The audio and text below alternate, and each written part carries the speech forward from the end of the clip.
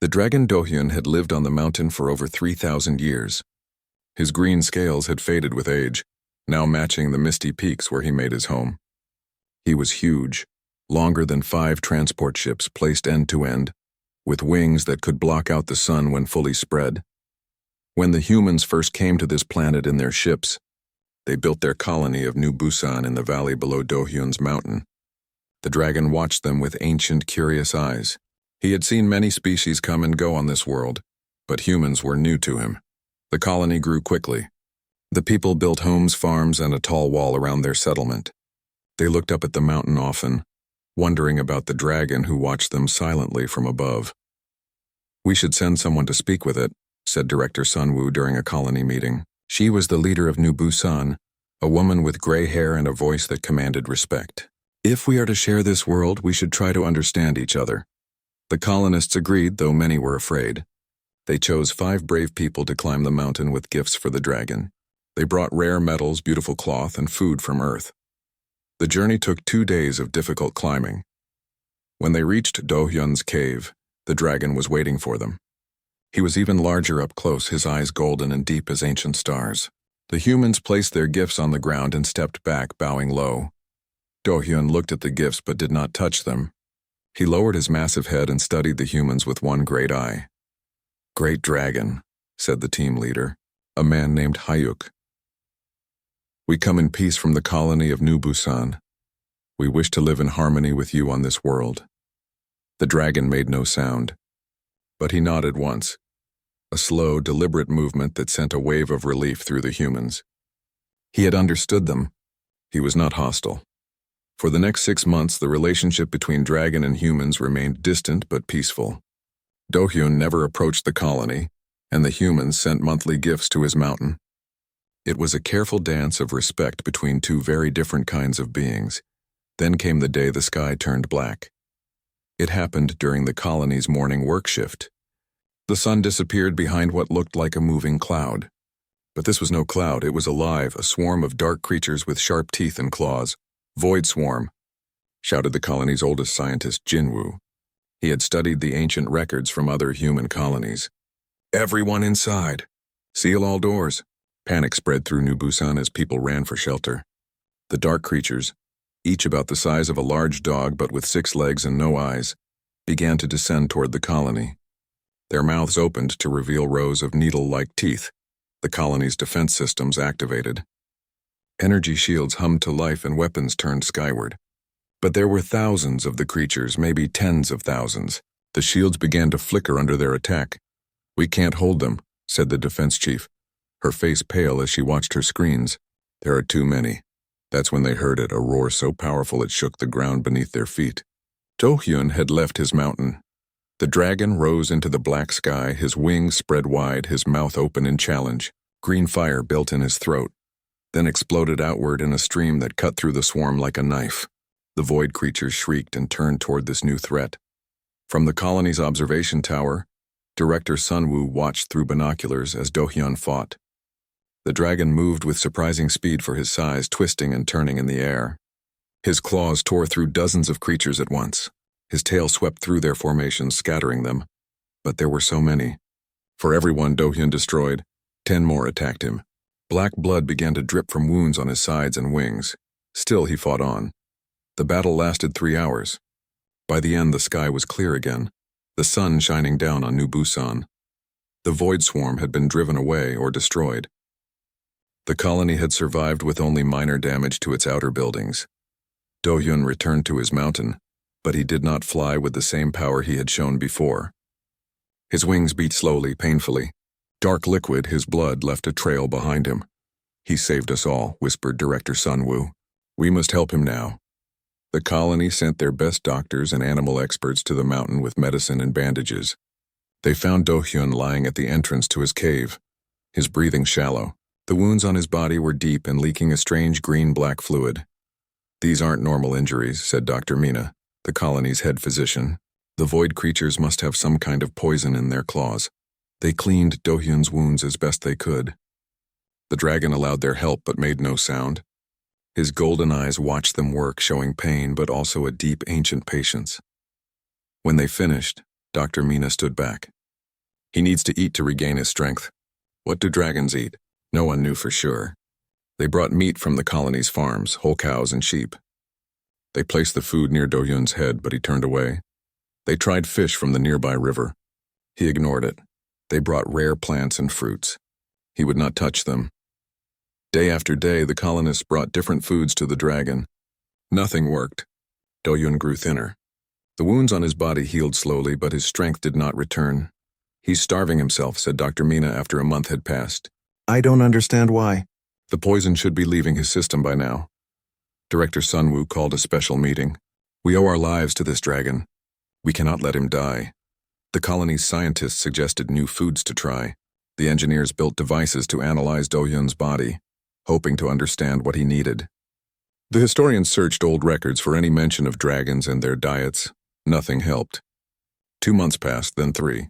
Do-hyun grew so thin that his once mighty frame became skeletal. His scales lost their color. His eyes, once bright as gold, turned dull. Still, he refused all food. The colonists began to lose hope.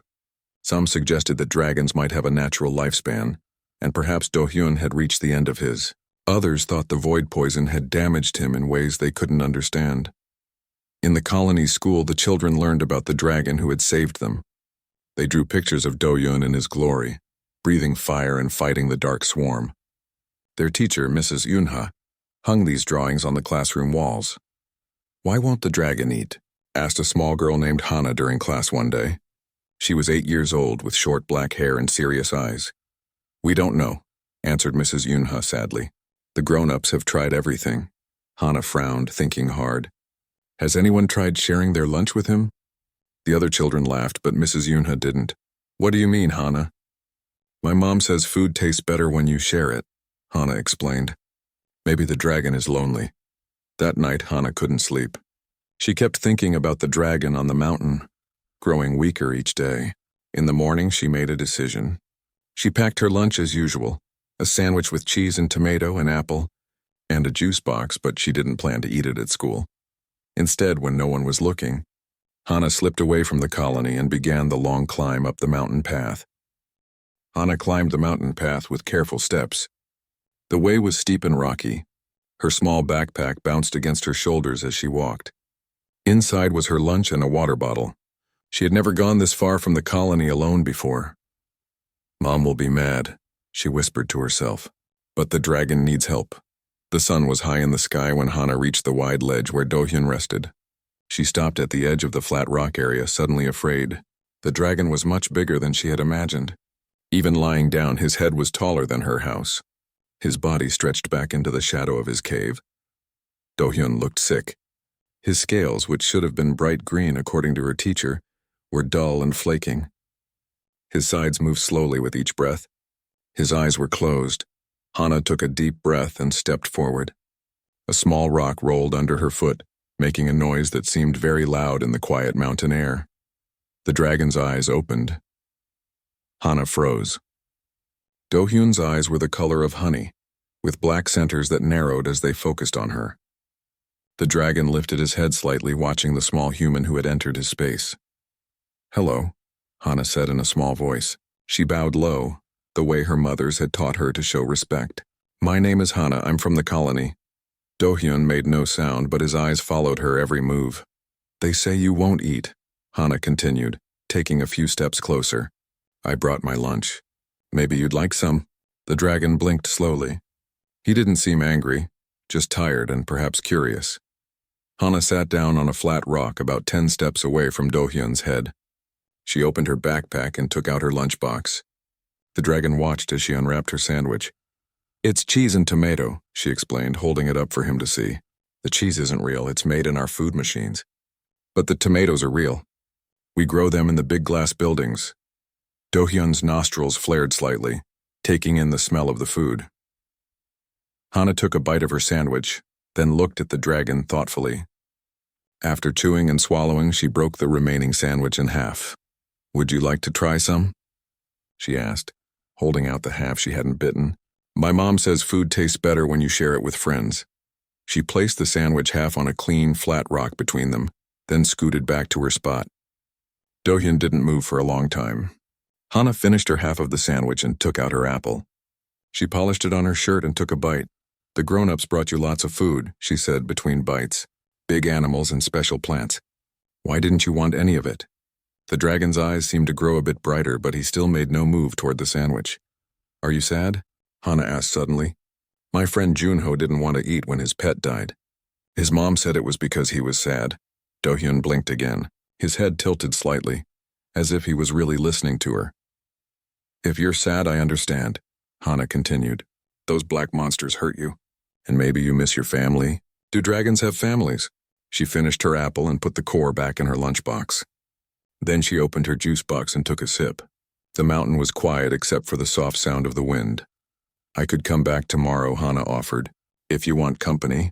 It's nice to talk to someone even if they don't talk back. As she spoke, something amazing happened. Dohyun slowly, very slowly extended his long neck. His massive head moved forward until it was just a few steps away from the rock where Hana had placed the half sandwich. His nostrils flared again, taking in the scent. Then, with surprising gentleness, the tip of his long tongue came out and picked up the sandwich half. It disappeared into his mouth. Hana's eyes went wide. You ate it? She exclaimed, jumping to her feet. You ate my sandwich. Dohyun pulled his head back slightly at her sudden movement, but his eyes stayed on her. They seemed a bit brighter now, more alert. Was it good? Hana asked, settling back down. I can bring another one tomorrow. Maybe with cucumber, too. Do you like cucumber? The dragon made a soft rumbling sound deep in his throat. It wasn't quite a growl, it sounded almost like a purr. Hana smiled. I think we're going to be friends, she said confidently.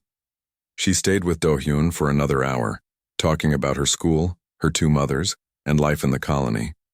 The dragon listened silently, occasionally making that soft rumbling sound when she asked him direct questions. When the sun began to sink lower in the sky, Hana packed up her empty lunchbox. I have to go home now, she explained. My moms will be worried. But I'll come back tomorrow with more food, okay? As she stood to leave, Dohyun did something unexpected. He moved his massive head forward and very gently touched his nose to the ground in front of her. It seemed like a bow, or maybe a thank you. Hana reached out one small hand and placed it on the dragon's nose. His scales were warm and rough under her fingers. You're welcome, she whispered. The climb down the mountain was faster than going up. Hana reached the colony just as the evening lights were coming on. As she had expected, her mothers were frantic with worry. Hana, cried Mom Jia, running to her as she entered their home. Where have you been? We've had search teams looking everywhere. Mom Yunbi was already calling the colony security on her comm device. She's home, she said into it. Yes, she's safe. I'm sorry, Hana said as Mom Jia checked her for injuries. I went to see the dragon. Both her mothers froze. You what? Mom Yunbi asked, her voice barely a whisper. I went to see Dohyun, Hana repeated. He's sick and sad, but he ate half my sandwich. Her mothers exchanged looks of disbelief. Hana, Mom Jia said slowly. Are you saying the dragon ate your food? The same dragon that has refused everything the colony has offered? Hana nodded. He liked it. I'm going to bring him more tomorrow. You most certainly are not, Mom Yunbi exclaimed. It's dangerous to... She was interrupted by the sound of their comm device. Director Sunwoo's face appeared on the screen. Is it true? The colony leader asked without greeting. The security team said Hana claimed she fed the dragon? Mom Jia nodded, her arm still around Hana's shoulders. That's what she says. Bring her to the main hall immediately, Director Sunwoo ordered. And bring whatever food she gave to the dragon. This could be important. 20 minutes later, Hana sat at a large table in the colony's main meeting hall. Around her were Director Sunwoo, Dr. Mina, and several other important adults. Her mother stood behind her chair. Tell us exactly what happened, Director Sunwoo said. Hana explained her visit to Dohyun, how she had shared her sandwich and how the dragon had eventually eaten it. Just a regular sandwich? Dr. Mina asked, looking puzzled. Nothing special about it. It was cheese and tomato, Hana said. And I cut it in half to share. That's important. My mom always says food tastes better when you share it. The adults looked at each other with confused expressions. We've offered the dragon entire herds of animals, said one man. Why would he take half a child's sandwich but nothing else? Director Sunwoo leaned forward. Hana, did the dragon seem different after he ate? Hana thought about this. His eyes got brighter, and he made a nice rumbling sound. I think he was happy. This is remarkable, Dr. Mina said. We need to investigate further. Director Sunwoo nodded. Tomorrow we'll send a team with Hana back to the dragon.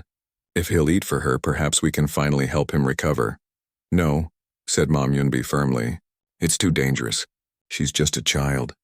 But Mom, Hana protested, Dohyun is my friend now. He needs me. The adults argued for a long time. Finally, they reached a compromise. Hana could return to the dragon, but with a full team of adults to keep her safe. They would watch from a distance while she approached Dohyun with food. That night, as her mothers tucked her into bed, Hana asked, Why do you think Dohyun ate my sandwich when he wouldn't eat anything else? Mom just smoothed Hana's hair. I don't know, sweetheart. But sometimes when someone is very sad or hurt, it takes a special kind of kindness to help them. Like sharing? Hana asked sleepily. Yes, Mom just said softly. Like sharing. As Hana drifted off to sleep, she dreamed of green dragons flying through blue skies, and of sandwiches shared between the most unlikely of friends. The next morning, Hana woke up early. She was too excited to sleep. Today she would visit Dohyun again, and this time the grown-ups would come too. She helped Mom Ja make extra sandwiches. Do you think he'll like peanut butter? Hana asked as she spread the thick brown paste on bread. I don't know, sweetheart, Mom Jia said, but we'll bring different kinds just in case. By mid-morning, a group was ready to climb the mountain. There was Hana and her mothers, Director Sunwoo, Dr. Mina, and 2 security officers with special guns. The guns were just in case, Director Sunwoo had explained, though she didn't think they would need them. Remember, Director Sunwoo told everyone as they started up the path, let Hana approach the dragon first. The rest of us will stay back and watch. The climb seemed easier to Hana today. Maybe it was because she wasn't alone, or maybe it was because she was excited to see her new friend. She carried her backpack, now full of different sandwiches, while the grown-ups carried water and medical supplies for Dohyun. When they reached the ledge where Dohyun rested, Hana saw that the dragon looked the same as yesterday.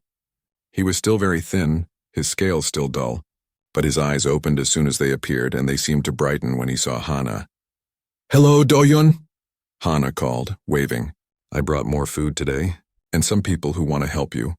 The dragon's eyes moved to the adult standing behind Hana.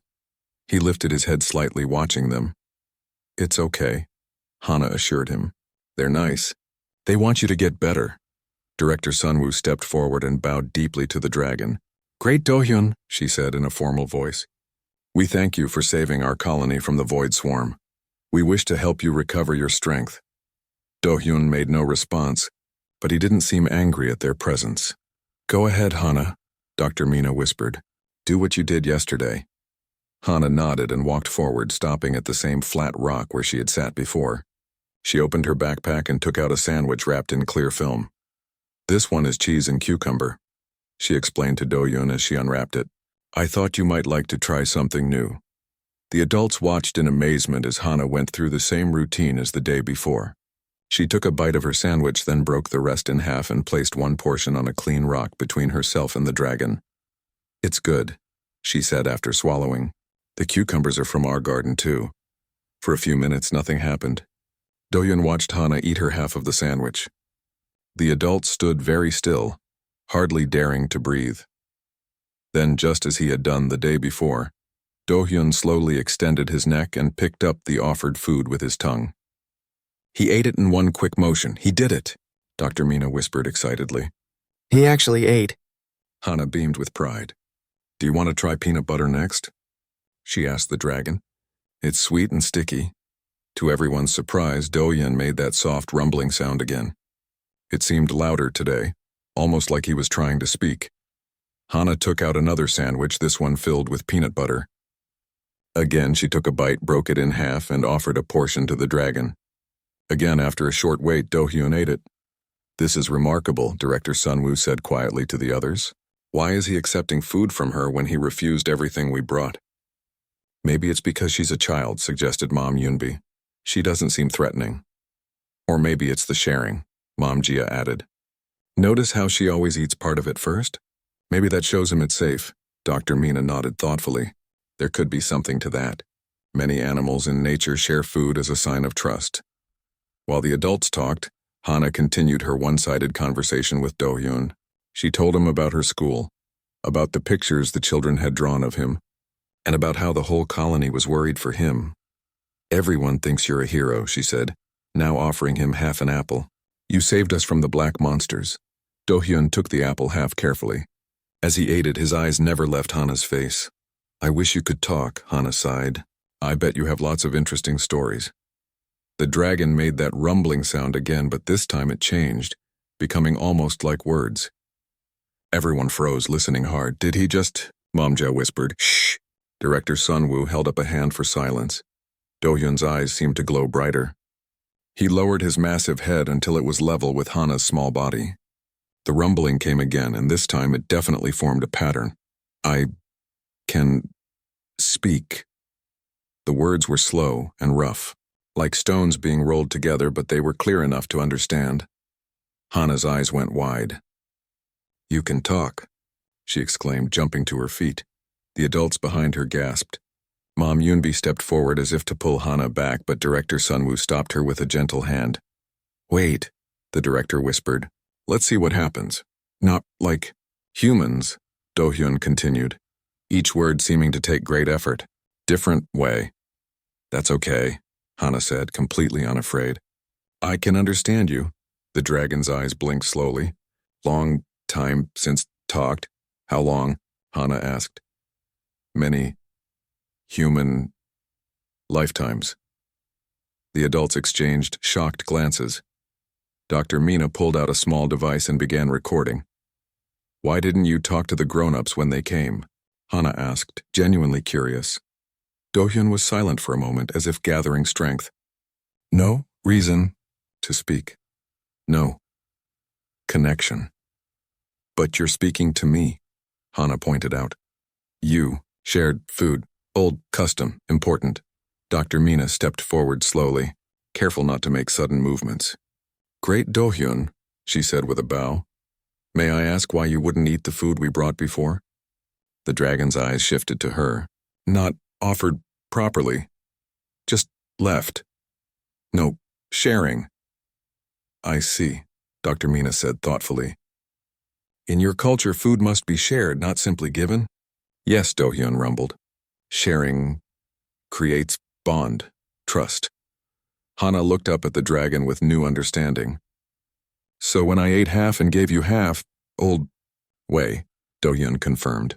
"Proper way." Director Sunwoo moved forward to stand beside Dr. Mina. "We didn't know," she said apologetically. "We have much to learn about your ways." "Few." "Remember," Dohyun said, "my kind." "Rare now. Are there other dragons?" Hana asked excitedly. "Yes, far away. Sleeping." This news caused a stir among the adults. Director Sunwoo looked like she wanted to ask many more questions, but Dr. Mina touched her arm. "He's getting tired," the doctor said quietly. "Look at his eyes." It was true. The glow in Dohyun's eyes was fading and his head was starting to droop. "We should let him rest," Dr. Mina suggested. "We can come back tomorrow."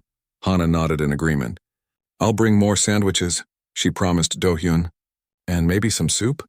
"My mom makes good soup when I'm sick." The dragon made a sound that might have been a laugh. "Good, small." "Human," he rumbled. "We'll wait for you." As they prepared to leave, Hana had one more question. "Dohyun, why did you save our colony from the black monsters?" "You didn't know us very well." The dragon's eyes met hers. "My purpose," he said simply. "Protect life against void." "What is the void?" Director Sunwoo asked. "Emptiness that hungers," Dohyun replied. "Old enemy always returns." With those cryptic words, the dragon closed his eyes, clearly exhausted by the effort of speaking. The group made their way back down the mountain in a state of excitement and wonder. They had not only fed the dragon but had spoken with him. It was beyond anything they had expected. "This changes everything," Director Sunwoo said as they walked. "If Dohyun can communicate with us, we can learn so much. And if there are other dragons out there, we need to respect his customs," Dr. Mina reminded her. "The sharing of food seems very important to him." Hana walked between her mothers, holding their hands. She felt important and special. She had made friends with a dragon when no one else could. "Can I visit him again tomorrow?" she asked. Mom Jia smiled down at her. Yes, sweetheart. I think you're the best medicine Dohyun could have. That night, the news spread through the colony. The dragon had spoken, and it seemed that Hana, the small girl with the shared sandwich, had been the key to unlocking his voice. As Hana fell asleep, she wondered what other secrets Dohyun might share with her. And she dreamed of other dragons, sleeping far away, waiting perhaps for other children to wake them with the simple gift of shared food. For the next week, Hana visited Dohyun every day. Each time she brought different foods to share. The dragon ate everything she offered: sandwiches, fruit, soup in a special container, and even sweet cookies that Mom Jia baked. With each visit, Dohyun grew stronger. His scales began to shine again, turning a deeper green. His body filled out, no longer looking so thin and weak. His voice became clearer too, less rumbling and more like normal speech. Different adults from the colony came with Hana each day. They all wanted to meet the dragon and hear him speak. Dohyun was polite to them but seemed to trust Hana the most. On this day, Hana brought her teacher, Mrs. Yunha, along with Director Sunwoo and Dr. Mina. Mrs. Yuna carried a bag full of the pictures Hana's classmates had drawn of Dohyun. The children wanted you to see these, Mrs. Yuna explained as she spread the colorful drawings on a flat rock. They all think you're very brave. Dohyun lowered his head to look at the pictures. Some showed him breathing fire at the void swarm. Others showed him flying above the colony. They were simple drawings but full of admiration. Thank them, Dohyun said. His voice was still deep but much smoother now. Children see clearly. Hana sat in her usual spot and took out today's shared meal, rice balls with seaweed and fish inside. These are called onigiri, she explained.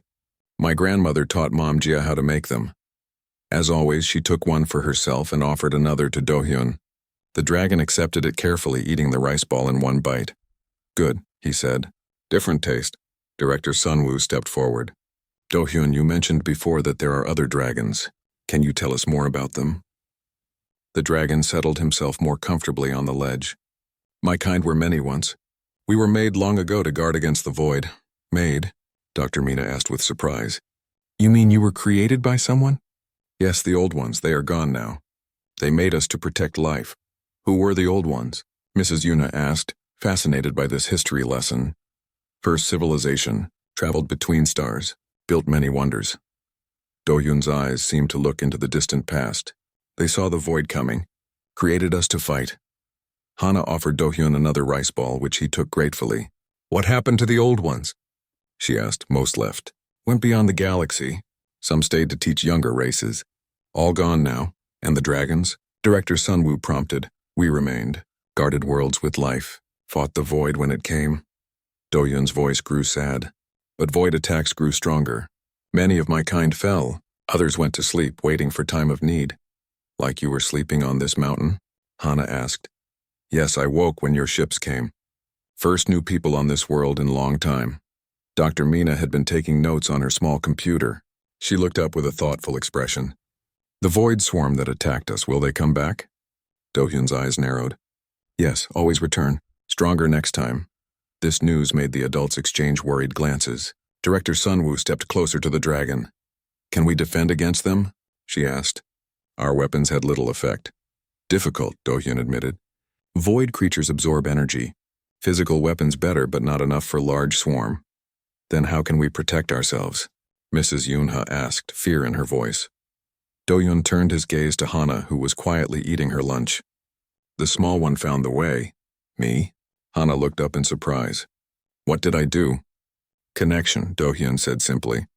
Bond between different kinds of life. This is what void fears. Cannot consume connection. The adults looked confused. Dr. Mina leaned forward. I don't understand. How does a connection help fight the void? Dohyun seemed to consider how to explain. Void is emptiness that hungers. It consumes alone things, separate things. But connected things, joined by trust, sharing, understanding, these resist. Like how sharing food with you made you stronger? Hana asked. Yes, old magic. Deep magic. Beyond science, Director Sunwoo frowned slightly. Magic? Do you mean some kind of energy or force we don't understand yet? Call it what you wish, Dohyun rumbled. Result is same. Connection protects, Hana had been thinking hard. Is that why you fought so hard to protect our colony? Because you felt connected to us? The dragon's eyes softened as he looked at her. Yes, watched you build. Saw families, children playing, life growing. My purpose to protect this. But you almost died, Hana said quietly. Worth the risk, always. There was silence for a moment as everyone took in the dragon's words. Then Mrs. Yuna spoke up. You said there are other dragons sleeping. Where are they? Many worlds waiting. Dohyun shifted his massive body. Some on this world too.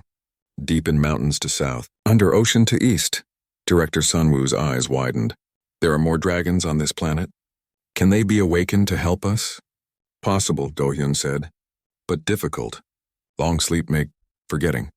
Need strong connection to wake properly. Like how Hana connected with you? Dr. Mina asked. Yes, sharing food. Old ritual. Powerful. Hana finished her rice ball and wiped her hands on her pants. Could I help wake the other dragons? She asked eagerly.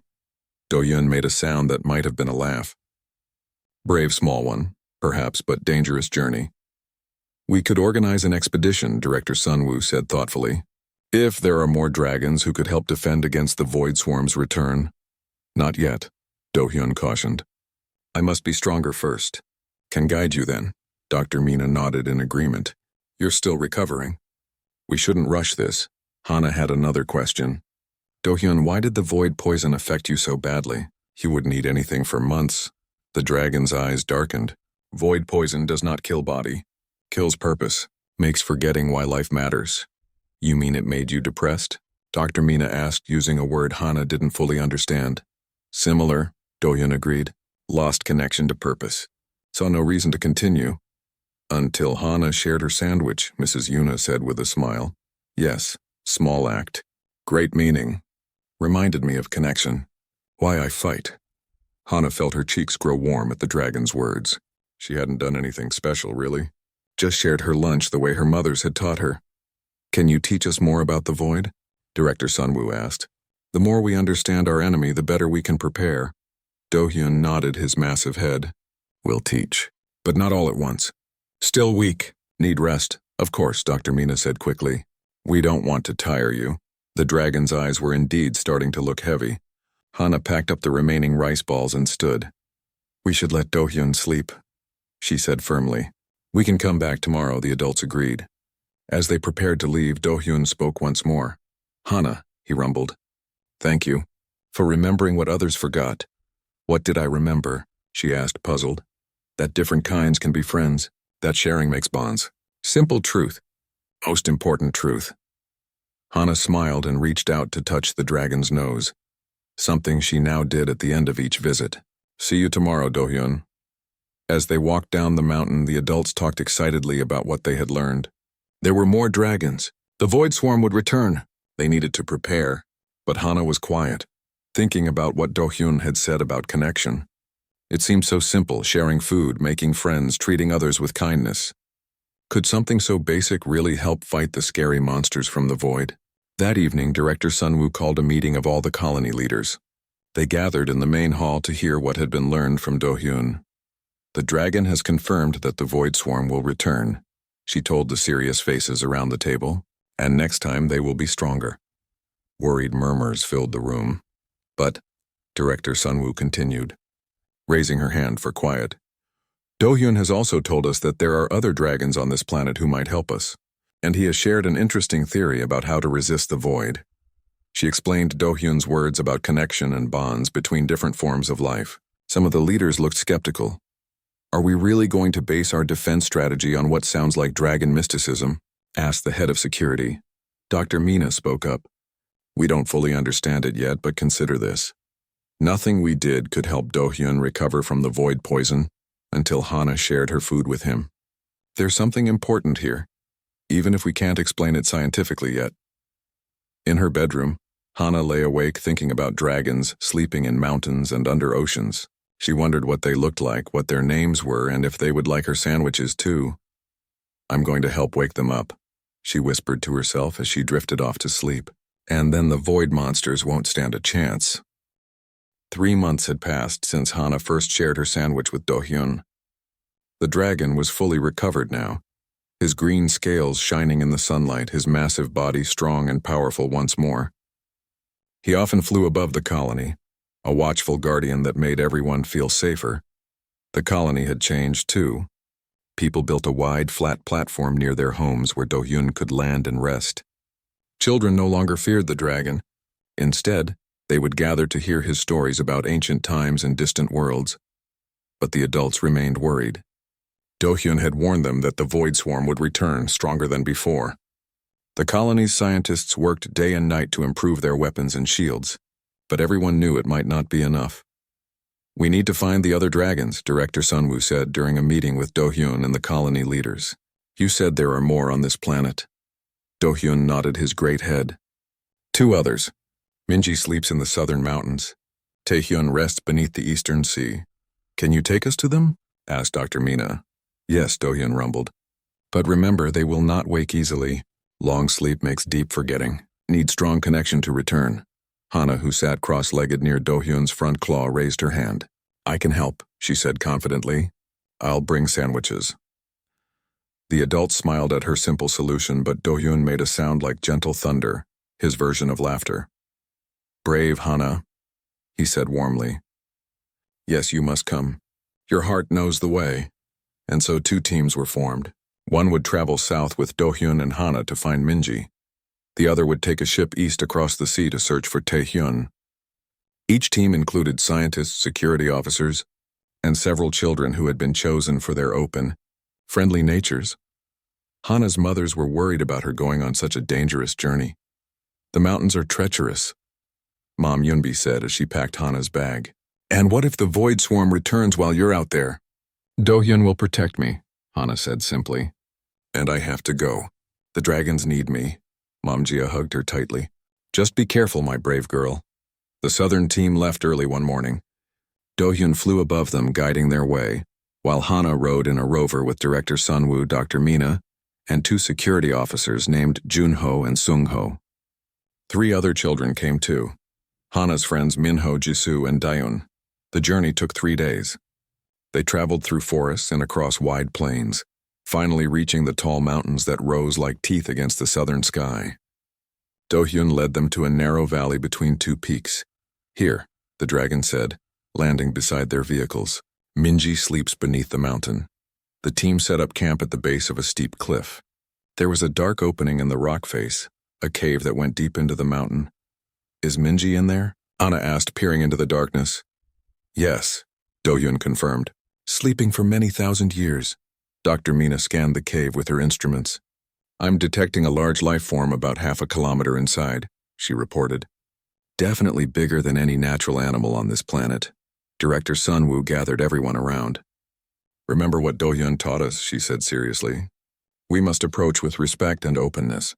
The children will lead the way, offering friendship and shared food." Hana and her friends had prepared for this moment. Each carried a backpack with special food they had helped make: sandwiches, fruit, and cookies. They had practiced the greeting words Dohyun had taught them in the ancient dragon language. "Are you ready?" Director Sunwoo asked the children. They nodded, excited but a little nervous too. "I will go first," Dohyun said. "Prepare the way. Then you follow." The great dragon entered the cave, his scales scraping against the rock in some narrow places. The humans waited outside, giving him time. After about 20 minutes, Dohyun's voice echoed from the darkness. "Come now, slowly." They switched on their lights and entered the cave. The path sloped downward, taking them deep into the mountain. The air grew cooler and smelled of old stone and something else, a faint scent like cinnamon and smoke. The cave opened into a huge chamber, so large their lights couldn't reach the ceiling. And there, in the center, lay another dragon. Minji was slightly smaller than Dohyun, with scales the color of silver moonlight. She appeared to be sleeping, her eyes closed, her breathing so slow it was barely visible. "She is very deep in sleep," Dohyun explained quietly. "Has not woken in 5,000 years. Hana stepped forward, her heart beating fast. "What should we do?" "Approach slowly," Dohyun instructed. "Speak the greeting words. Then offer your food." Hana and her friends moved carefully toward the sleeping dragon. When they were about 10 steps away, they stopped and spoke together in the strange, musical language Dohyun had taught them. "Esharatul Mevik, Minji." Esharatul Vorden Ka. The words meant, "We come in friendship, Minji. We come in time of need." The silver dragon did not stir. Hana took another step forward. "Maybe she can't hear us," she whispered to Dohyun. "Try again," he encouraged, louder. With heart, the children repeated the greeting, their young voices filling the cave. This time Minji's eyelids flickered slightly. "It's working," Minyo whispered excitedly. Hana opened her backpack and took out a sandwich wrapped in clear film. It was peanut butter and honey, her favorite. She unwrapped it, took a bite, then broke the remainder in half. With steady steps, she walked right up to Minji's massive head and placed the half sandwich on the stone floor before the dragon's nose. "Hello, Minji," Hana said clearly. "My name is Hana. I've come to share my food with you and be your friend." For a long moment, nothing happened. Then slowly, Minji's eyes opened. They were the color of deep amber with flecks of gold that seemed to catch the light. The silver dragon blinked once, twice, focusing on the small human standing before her. Her nostrils flared, taking in the scent of the offered food. "She is waking," Dohyun rumbled with satisfaction. "Speak again, Hana." "We need your help," Hana continued, her voice steady despite her racing heart. "The void swarm is coming back. Dohyun says you're a great warrior who can help protect our home." Minji's eyes moved from Hana to Dohyun, then back again, slowly. Very slowly, her long tongue came out and picked up the half sandwich. She ate it in one quick motion. A collective sigh of relief went through the watching humans. The other children stepped forward, offering their own shared food. Minji accepted each gift, her eyes growing brighter with every bite. Finally, the silver dragon spoke. Her voice was higher than Dohyun's, but just as powerful, echoing through the cave. "Long sleep," she said haltingly. "Why, wake now?" Dohyun moved closer to her. "Void returns, sister. These humans need our protection." Minji's gaze swept over the humans. "Small creatures brave. To come here. They are good people," Dohyun said. "They build, they grow, they care for their young. They are worth fighting for." Minji seemed to consider this. Then she looked at Hana again. "You woke me. With sharing. Old way. Good way. Will you help us?" Hana asked directly. The silver dragon stretched her long neck, then her wings, which scraped against the walls of the cave. "Yes," she decided. "We'll help, must move though, too. Big here." Everyone backed away as Minji rose to her feet. She was indeed magnificent, sleek and powerful, her silver scales catching the light from the humans' lamps. "Need sky," she said, moving toward the cave entrance. "Need sun." They followed her out of the cave. When they reached the open air, Minji spread her wings wide and launched herself skyward with surprising speed. She circled high above them, her silver body flashing in the sunlight. "She flies to remember herself," Dohyun explained, "to feel the wind again after so long." While Minji flew, the team received an exciting message from the Eastern Expedition. They too had succeeded. Taehyun, a copper-colored dragon with a crest of spines along his back, had awakened from his underwater cave. He was now flying toward the colony accompanied by the human ship. "3 dragons," Director Sunwoo said with wonder. "We might actually have a chance against the void swarm now." That night, as they camped in the valley, Minji returned and settled near their fires. The children gathered around her, asking questions about her long life in the ancient world. "Different." Then, she told them. "More dragons, more old ones. Stars are brighter. Do you miss those days?" Jisoo asked. Minji considered the question. "Yes, but new days. Interesting, too. Small humans with big hearts." Hana sat close to Minji's front claw, feeling the warmth radiating from the dragon's body. "I'm glad you woke up," she said simply. "Because need help? Fighting Void?" Minji asked. "Well, yes," Hana admitted, "but also because now you won't be alone anymore. You have Dohyun and Taehyun and all of us as friends." Minji made a soft rumbling sound, a dragon's purr. "Wise. Small one, connection. Most important. What Void cannot take." 2 days later, they returned to the colony.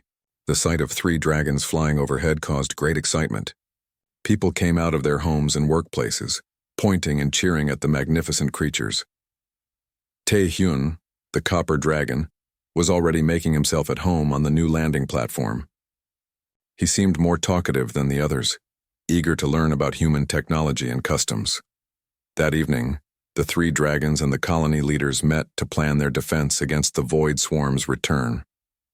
Maps were spread out, strategies discussed, weaknesses identified. 3 dragons better than 1, Dohyun said.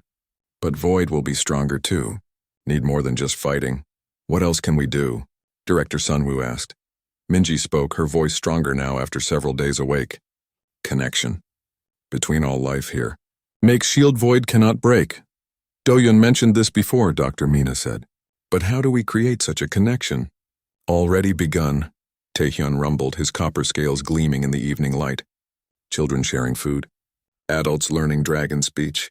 Building trust. This is the way. Hana, listening from her special place near Dohyun's claw, smiled to herself. It had all started with half a sandwich, offered in friendship to a sad and hungry dragon. Such a small thing, really. But sometimes the smallest actions could change everything. As the meeting continued, Hana slipped away to look at the stars. Somewhere out there, the void swarm was gathering, growing stronger. But here on this world, dragons and humans were becoming friends. Learning from each other, preparing together. And Hana knew, with the simple certainty of a child, that their connection would be stronger than any darkness that came against them.